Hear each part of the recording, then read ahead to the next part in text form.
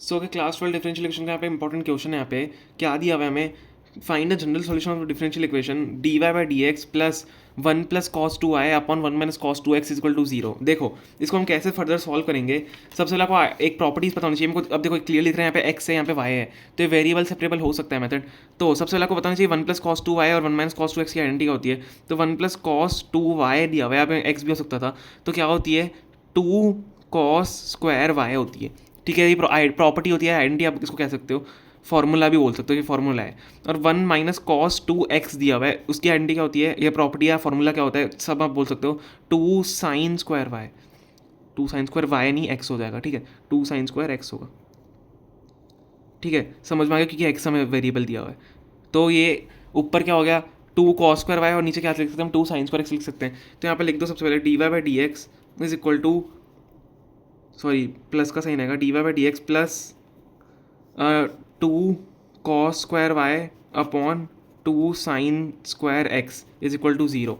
ठीक है, कंफ्यूज मत होना, इसमें आप लिखते लेते वेरिएबल्स मतलब कंफ्यूज हो गया। जैसे अभी मैं यहाँ पे हो गया, मैंने वाई लिख दिया लेकिन कोई याद आ गया एकदम से एक्स है। ठीक है, तो सबसे वेरिएबल्स पढ़ो क्या होते हैं, एक्स और वाई, मतलब आपने कॉपी भी गलत कर दिया क्वेश्चन में से तो गड़बड़ हो जाएगी। तो अब एक काम करते हैं, इस टर्म को पूरी वहाँ भेजते हैं। सबसे पहले देखो टू से टू कट जाएगा, अब इस टर्म को वहाँ भेज दो। तो D Y by D X is equal to minus cos square Y upon sine square X. समझ में आ गया। अब देखो यहाँ पे क्लियरली वेरिएबल सेपरेट हो सकते हैं, एक्स वाली टर्म के साथ एक्स डी एक्स ले आओ और वाई वाली टर्म के साथ ये वाई वाली टर्म ले आओ। ठीक है, तो वाई वाली टर्म देखो यहाँ पे, अब देखो हमेशा क्या होता है डी वाई और डी एक्स जो होते हैं वो हमेशा न्यूमरेटर में रहते हैं। तो यहाँ पे डी वाई तो न्यूमरेटर में है तो उसको नीचे ले आते हैं, तो D Y upon cos square Y हो जाएगा। ठीक है, माइनस का साइन यहीं पे रहने देते हैं और डी एक्स को ऊपर ले जाते हैं, minus D x upon sine square X. समझ में आ गया। मैंने क्या किया, मैंने क्रॉस मल्टीप्लिकेशन किया है, ये नीचे आ गया यहाँ से, और ये वाली जो टर्म है ऊपर से ली गई डी एक्स वाली। ठीक है, क्रॉस मल्टीप्लिकेशन हो गया।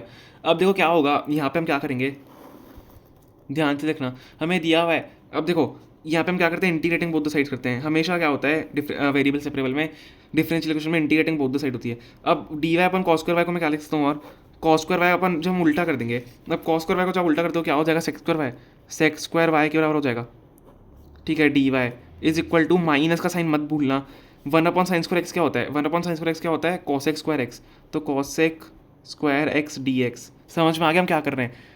ठीक है, तो सेक्स स्क्वायर वाई का इंटीग्रेशन क्या होता है, ये तो सिंपल सा इंटीग्रेशन आ गया हमारे पास। सेक्स स्क्वायर वाई का इंटीग्रेशन क्या होता है, सेक्स स्क्वायर वाई का इंटीग्रेशन क्या होता है, ध्यान से पढ़ो, मतलब एक बार रिवाइज, मतलब दिमाग में अपने रिकॉल करो और कमेंट्स में बताओ सेक्स स्क्वायर वाई का इंटीग्रेशन क्या होता है। हम क्या लिख सकते हैं सेक्स स्क्वायर वाई को, टैन वाई, तो येस इसका टैन वाई होगा integration is equal to, minus का साइन है। अब देखो कॉस एक्स स्क्वायर एक्स का जो इंटीग्रेशन होता है वो माइनस कॉट एक्स होता है, कॉस एक्स स्क्वायर एक्स है क्योंकि, तो माइनस कॉट एक्स हो जाएगा, लेकिन यहाँ पे माइनस पहले से ही है तो उसको क्या आ जाएगा, प्लस हो जाएगा, प्लस कॉट एक्स हो जाएगा प्लस सी।